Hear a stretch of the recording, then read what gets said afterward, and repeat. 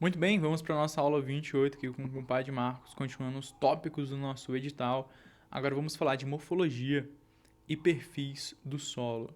Beleza? A morfologia do solo, ela se refere à aparência e organização dos constituintes do solo no perfil, ou seja, a descrição de seus horizontes, cor, textura, estrutura, consistência, porosidade, os concretos presentes, as raízes, as transições e outros atributos observáveis no campo, isto é, o que der para você observar basicamente, né, a nível macroscópico, a nível de toque, né, de tato ali, de observação direta, vai estar descrevendo a morfologia do solo.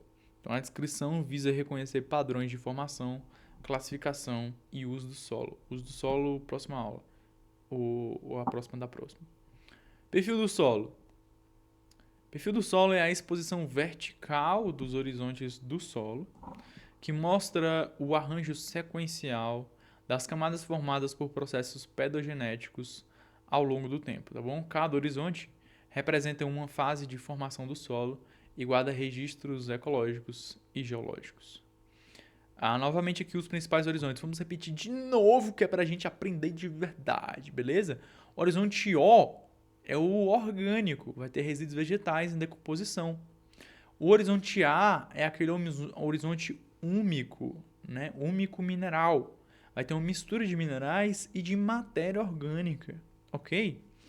O horizonte E é de eluvial, é aquele que perde argila, perde óxidos, como óxido de ferro, perde humus e ele vai ser mais clareado. Acho que eu tô começando a entender isso.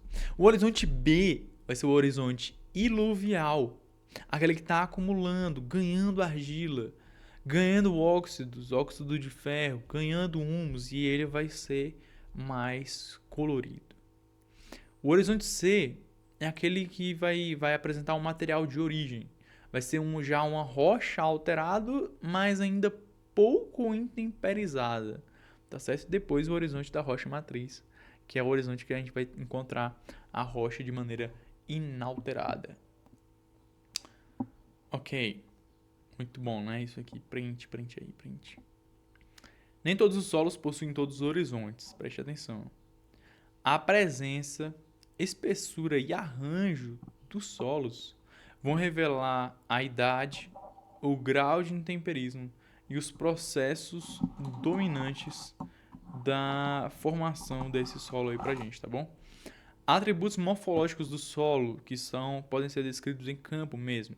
A cor do solo, indicador da decomposição e dos processos que estão sendo realizados nele. Se está escuro, pode ter muita matéria orgânica. Se é vermelho ou amarelado, muito óxido de ferro, ferro 3+. Se está cinza ou branco, já chega aí a lixiviação ou gleisação. Guarde essa palavra, gleisação, ela vai aparecer mais vezes.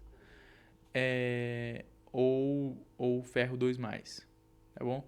Tem a escala própria de pedologia de Munsell-Soi Color Chart, né, que o pessoal usa como base universal aí para estar classificando a cor dos solos.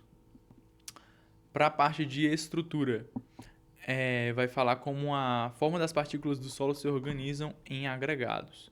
Então pode ser um tipo estrutural granular, que vai ter aí como interpretação pedológica a boa aeração do solo e é comum ao horizonte A, tá bom? Pode também ser blocosa ou subangular, típica de solos argilosos e cambissolos. Prismática ou colunar, que vai estar relacionada a horizontes B em solos sódigos. E plataliforme, relacionada à compactação superficial ou erosão. Se você quiser esse material dessas aulas, também tem um link aí de baixo disponível para você conseguir essas aulas e usar da forma que você achar melhor. Consistência, avaliação da resistência do solo à deformação, né? Então pode ser um solo seco, vai estar com friável, duro ou muito duro, úmido, plástico ou pegajoso, e satura vai estar mole ou fluido. Como por exemplo, as areias movediças.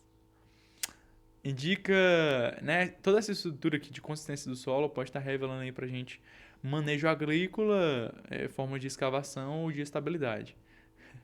E é por ignorar a consistência do solo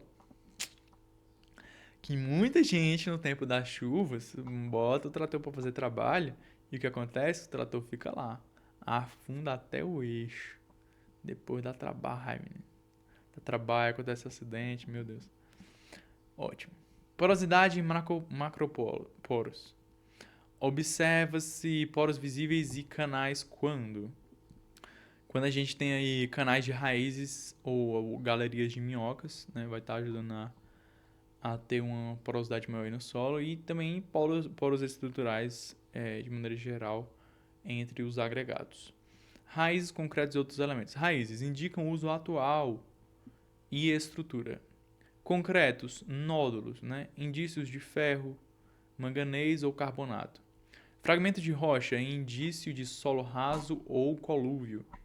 Manchas, processos de gleisação ou hidromorfia.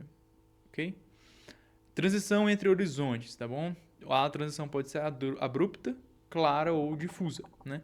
Em transição abrupta, a gente vai ter uma mudança rápida ali em poucos centímetros mesmo. A visível mudança de um solo para outro. É muito... Claro, a maneira que mais nos chama a atenção é quando ocorre a mudança de cor, né? De um solo para o outro. Pode ser clara quando ocorre de maneira mais gradual, né? E, no entanto, não deixa de ser visível. Ou a transição pode ser realmente mais difusa, né? Uma mistura progressiva e indistinta entre um solo ou outro, né? E assim pode estar começando realmente tá difusa essa mistura entre vários horizontes, é muito curioso. Dinâmica indica realmente uma dinâmica de formação e de movimentação vertical dos materiais, né? Então é importante entender que tudo bem, o intemperismo vai ali ajudar muito nessas movimentações, mas que a movimentação ela não é só horizontal, né? Que a movimentação, quando a gente vai estudar os horizontes de solo, ele ocorre também uma movimentação horizontal de materiais. Então, para a gente descrever um perfil de um solo de maneira completa, a gente vai ter aí pelo menos 7 critérios, tá bom? O perfil, né, essa descrição do perfil deve incluir a identificação do local e do ambiente, a profundidade dos horizontes em centímetros, o código dos horizontes, né? Então, códigos como BT a gente vai aprender acho que na aula seguinte, que vai ser um solo de horizonte B com outra coisa lá, não sei se é latossolos, alguma coisa assim. Então, o que acontece? Que a gente está pegando, né, vários símbolos, aprendendo aqui um vocabulário para conseguir aplicar ele de modo mínimo ali na prova que a gente for ter que fazer. A cor via a tabela de cor que a gente já mostrou lá em cima. Descrever também por meio da textura e da estrutura do solo, da consistência dele, se seca, úmida ou molhada. E outras formas aí de descrever que forem necessárias. Se descrever raízes, nódulos, concretos ou manchas, ok? E é justamente a clareza dessa classificação que vai subsidiar a classificação taxonômica, a avaliação de uso e a resiliência ecológica e risco ambiental relacionado aí a esse solo. Novamente, resiliência ecológica.